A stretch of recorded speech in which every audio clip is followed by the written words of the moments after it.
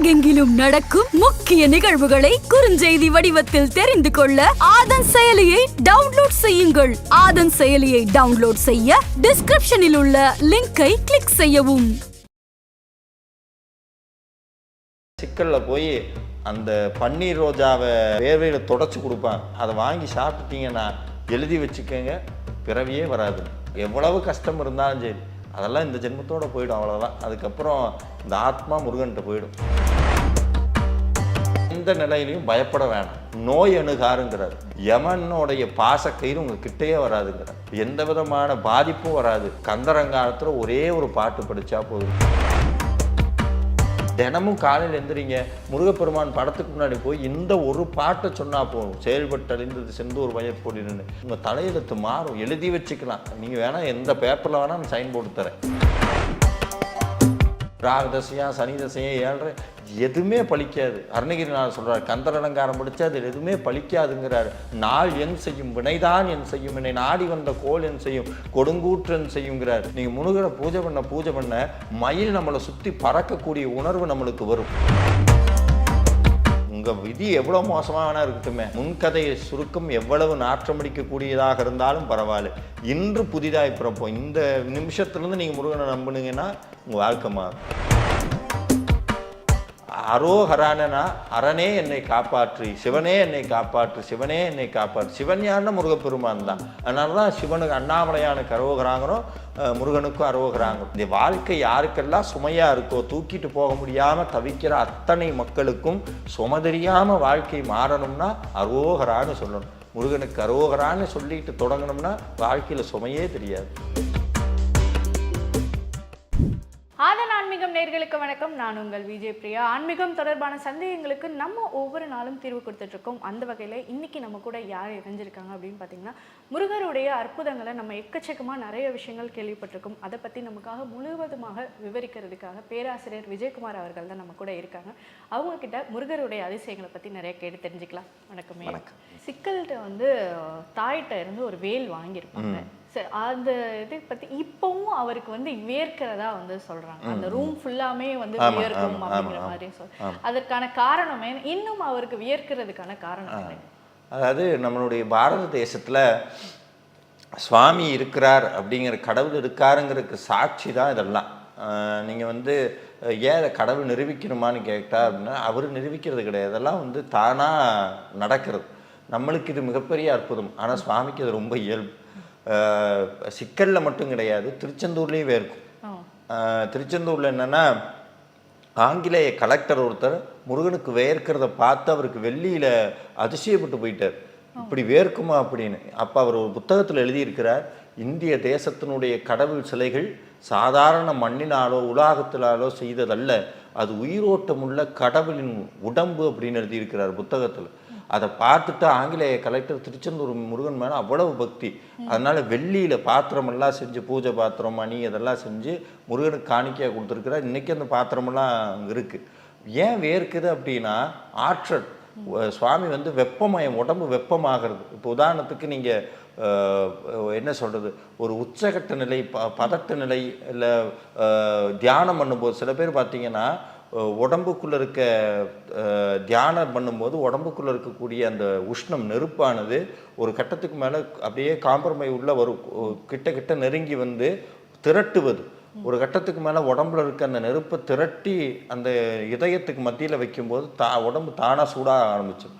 சூடாகி நம்மளுக்கு வேர்க்கும். நம்மளுக்கெல்லாம் வேர்க்கிறது எதுனாலனா, வேலை செய்கிறங்காட்டி வேர்க்கும். சில பேர் கோவப்பட்டா வேர்க்கும், சில பேர் சாப்பிடும்போது வேர்க்குது. இதெல்லாம் சாதாரண வேர்க்கு. இதெல்லாம் என்னென்னா உடம்பு உஷ்ணத்தினால வர்றது. ஆனால் உடம்புக்குள்ள உஷ்ணத்தை தாண்டி உள்ள இறைவன்கிற நெருப்பு இருக்கு. அந்த நெருப்பு தியான நெருப்புனால உருவாகிறதா இந்த வேர்க்கை. அது மாதிரி தான் சுவாமி வேல் நெடும் கண்ணின்னு அம்பாளுடைய பேர். அம்பாள்கிட்ட வேல் வச்சு, அந்த வேலுங்கிற சக்தி ஆற்றல் சிவபெருமானுடைய முழு ஆற்றலும் அன்னைகிட்ட கொடுக்கப்பட்டது. அன்னை தன்னுடைய இச்சா, கிரியா, ஞானாங்கிற 3 சக்தியும் அந்த வேலுக்கு கொடுத்து, அதுக்கப்புறம் முருகன்கிட்ட கொடுக்கும்போது முருகன் அதை அவ்வளவு ஆற்றல் வாய்ந்த அந்த வேலை வாங்கின அடுத்த நிமிஷமே அந்த உஷ்ணமும் அந்த ஞான நெருப்பினுடைய பிரதிபலிப்பாக தன்னுடைய மேனியில் உயர்த்தது. அது இன்னைக்கும் சிக்கலில் நடக்குது. அங்கே அம்பாள்கிட்டருந்து வேல் வர வரைக்கும் சுவாமி முகத்தில் எந்த இதுவும் தெரியாது. வேல் வச்சு அடுத்த நிமிஷம் முருகனுக்கு முதல்ல வேர்க்கும். அப்படியே பார்த்தீங்கன்னா சொட்டு சொட்டா வரும். அடுத்து தெய்வானை வள்ளி, அதுக்கடுத்து பளிங்கு மண்டபத்தில் போய் வச்சோன்னா ரூம் ஃபுல்லாக வேர்த்தொழுக ஆரம்பிச்சிடும். அப்படி அந்த பன்னீர் இலையில் முருக பக்தர்களுக்கு வாய்ப்பு கிடைச்சதுன்னா அது கிடைக்கிறதுக்கு சுவாமி தான் அனுகிரகம் பண்ணணும். என்னென்னா வாய்ப்பு கிடைச்சதுன்னா சிக்கலில் போய் அந்த பன்னீர் ரோஜாவை அந்த வேர்வையில் தொடச்சி கொடுப்பான். சாப்பிட்டுட்டீங்க அப்படின்னா அதை வாங்கி சாப்பிட்டுட்டீங்கன்னா எழுதி வச்சுக்கோங்க, பிறவியே வராது, உன்னை பிறவி இருக்காது. எவ்வளவு கஷ்டம் இருந்தாலும் சரி அதெல்லாம் இந்த ஜென்மத்தோடு போயிடும், அவ்வளோதான். அதுக்கப்புறம் இந்த ஆத்மா முருகன்கிட்ட போயிடும். கந்தன் அலங்காரம் ஏன் படிக்கணும்? திருப்புகழ் படித்தால் முருகன் உள்ளே வந்துடுவார். இப்போ நீங்கள் முருகன் உள்ளே வந்ததுக்கப்புறம் முருகனுக்கு அலங்காரம் பண்ணி பார்க்கணும்னு நினைக்கிறேன். நீங்கள் அவருக்கு முதல்ல பாதத்தில் கொலுசு போட்டுடுறது, அதுக்கப்புறம் சின்னதாக வந்து ராஜலங்கார ட்ரெஸ் போடுறது, அந்த தொப்பி வைக்கிறது, அதுக்கப்புறம் காதில் கம்மல், அப்புறம் கைக்கு மோதிரம், இது என்னென்ன, அப்புறம் ஒவ்வொரு சின்ன சின்ன மாலை இதெல்லாம் போட்டு பார்க்குறோம்ல. அதே மாதிரி அருணகிரிநாதர் முருகப்பெருமானை பாதத்திலிருந்து உச்சந்தலைக்கு வரைக்கும் தமிழ்நாள் அலங்காரம் பண்ணி பார்த்தார். அதுதான் கந்தர் அலங்காரம் அப்படிங்கிறது. இந்த கந்தர் அலங்காரங்கிறது என்னென்னா, வேதம் அப்படிங்கிற 4 வேதத்தினுடைய சாரமாக வந்தது உபனிஷத்துகள், உபனிஷத்தினுடைய சாரமாக வந்தது புராணங்கள், புராணத்தினுடைய இதாக வந்தது தான் நிறைய கிளைக்கதைகள் எல்லாம் வந்தது. இப்போ வேதம் தான் கடவுள். அப்போ முருகன் எப்படியெல்லாம் இருக்கிறார், முருகனை எப்படி வழிபடணும், இந்த ஆத்மானா என்ன, உயிர்னா என்ன, உலகம்னா என்னன்னு அத்தனை தத்துவம் அடங்கியது கந்தர் அலங்காரம். கந்தர் அலங்கார பாட்டு 1 படித்தா போதுமா? 100 பாட்டு இருக்குது, 100ல் 1 பாட்டு படித்தா போதுமா? என்னென்ன வராதுன்னு 100 பயன் அருணகிரிநாதர் சொல்கிறார். என்னென்னா, முதல் விஷயம், எந்த நிலையிலையும் பயப்பட வேணாம், யாருக்காகவும் பயப்பட வேணாம். எப்பேற்பட்ட துன்பம் வந்தாலும் எந்த கஷ்டம் வந்தாலும் மனசில் பயம் வராதுங்கிறார். 2வது, நோய் அணுகாருங்கிறார், எந்த விதமான நோயும் உங்களை அண்டாது. 3வது, யமனுடைய பாசக்கயிறு உங்கள் கிட்டேயே வராதுங்கிறார். சில பேர் வந்து எப்போ மரண பயம்ங்கிறாங்க, மரண பயமே வராதுங்கிறார். அதுக்கப்புறம் விஷ பூச்சிகளோ விஷ ஜந்துக்கள் அதெல்லாம் எதுவும் பண்ணாது, எந்த விதமான பாதிப்பும் வராது. கந்தரங்காலத்தில் ஒரே ஒரு பாட்டு படித்தா போதுங்கிறார். 2வது, உண்மையாலுமே சொல்கிறேன், என் வாழ்க்கையில் பரிபூர்ணமாக நடந்த ஒரு சம்பவத்தை சொல்கிறேன். எப்போவுமே வந்து சில பேர் சந்திராஷ்டமம்னா பயந்துட்டு வீட்டுக்குள்ளேயே இருப்பாங்க, வெளியவே போக மாட்டாங்க. நிறைய பேருக்கு அது இருக்கும், என்ன நடக்குமோ ஏது நடக்குமோ. நான் தினமும் நான் போன பதிவுலேயே சொல்லியிருந்தேன், என்னென்னா எப்போவுமே வந்து நெத்தியில் வந்து விபூதி வைக்கும்போது நான் சொல்கிற பாட்டு என்னென்னா, திருச்செந்தூரில் ஒரு பாட்டு ஒன்று இருக்குது. என்னென்னா, அந்த கந்தர் அலங்காரத்தில் வரக்கூடிய ஒரு பாட்டு, அந்த பாட்டை சொல்லி தான் நெத்தியில் விபூதி வைப்போம்.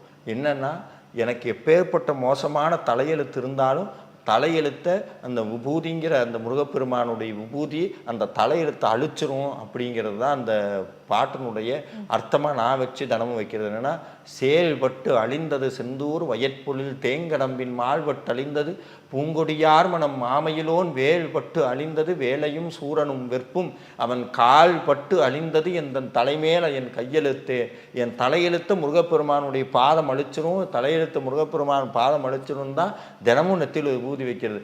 அப்படி விபூதியை வச்சுட்டு வெளியே போனோம்னா, இது நாள் வரைக்கும் எனக்கு அந்த விபூதியை வச்சுட்டு போய் அந்த பாட்டை சொல்லிட்டு போன ஒரு நாள் கூடி மோசமாக ஒரு சம்பவம் நடந்தது கிடையாது. அந்த கந்தரங்கா பாட்டுக்கு அவ்வளவு விசேஷம் இருக்குது, அது அத்தனையும் மந்திரபூர்வமானது. நான் இன்னைக்கு சொல்கிறேன், தினமும் காலையில் எந்திரிங்க, முருகப்பெருமான் படத்துக்கு முன்னாடி போய் இந்த ஒரு பாட்டை சொன்னால் போதும், செயல்பட்டு அழிந்தது செந்தூர் வயற்பொழில்னு அதை சொன்னால் போதும், உங்கள் தலையெழுத்து மாறும். எழுதி வச்சுக்கலாம், நீங்கள் வேணால் எந்த பேப்பரில் வேணால் நான் சைன் போட்டு தரேன், மாறிட தலையெழுத்து மாறும். 2வது சொல்கிறார், நிறைய பேர் சொல்லுவாங்க, என் ஜாதகத்தில் ராகு அப்படி இருக்கான், கேது இப்படி இருக்கான், ராகு தசையா சனி தசையா 7 எதுவுமே பழிக்காது. அருணகிரிநாதர் சொல்கிறார், கந்தர் அலங்காரம் படித்து அதில் எதுவுமே பழிக்காதுங்கிறார். நாள் என் செய்யும் வினைதான் என் செய்யும், என்னை நாடி வந்த கோல் என் செய்யும் கொடுங்கூற்றன் செய்யுங்கிறார். அதாவது நாள் என்னன்னா, இன்னைக்கு நாளெல்லாம் உனக்கு சரியில்லைப்பா அப்படிங்கிறாங்க, அது என்ன பண்ணிடும், கோல் என் செய்யும், என்னை சுற்றி இந்த ராகு கேது சனி இதெல்லாம்ங்கிறாங்களே, அது என்ன பண்ணிடும், அது ஒன்றும் பண்ணாது, கொடுங்கூற்றன் செய்யும். இதுக்கு முன்னாடி நான் பண்ண பாவ வினையெல்லாம் என்னை என்ன பண்ணிடும். சில பேர் வந்து எனக்கு செய்வனை வச்சுட்டாங்கிறாங்க, கூட இருக்கவங்கெல்லாம் வந்து இதை பண்ணிட்டாங்க, எதுவுமே பழிக்காது. ஏன்னா முருகான்னு சொன்ன உடனே முருகப்பெருமானுடைய பாதம் முன்னாடி வந்து நின்று அப்படி ஒரு எப்படி அந்த பிளாக் கார்டு மாதிரி சுவாமியினுடைய வேல் வந்து சுற்றி பாதுகாத்து வாழ்க்கையில் நான் வழி நடத்திட்டு போவோம். இதை கண் கூட பார்க்க முடியும். சுவாமியினுடைய முருகான்னு சொன்னதுக்கப்புறம் அருணகிரிநாதர் வேல் வகுப்பு மயில் வகுப்புன்னு நிறைய எழுதியிருக்கிறார். அதில் சொல்கிறார், முருகான்னு சொன்ன அடுத்த நிமிஷம் முருகனை பூஜை பண்ண இதை உணர முடியும். நீங்கள் முருகனை பூஜை பண்ண மயில் நம்மளை சுற்றி பறக்கக்கூடிய உணர்வு நம்மளுக்கு வரும். இது எல்லா முருகடியார்களும் சொல்கிறது உண்டு.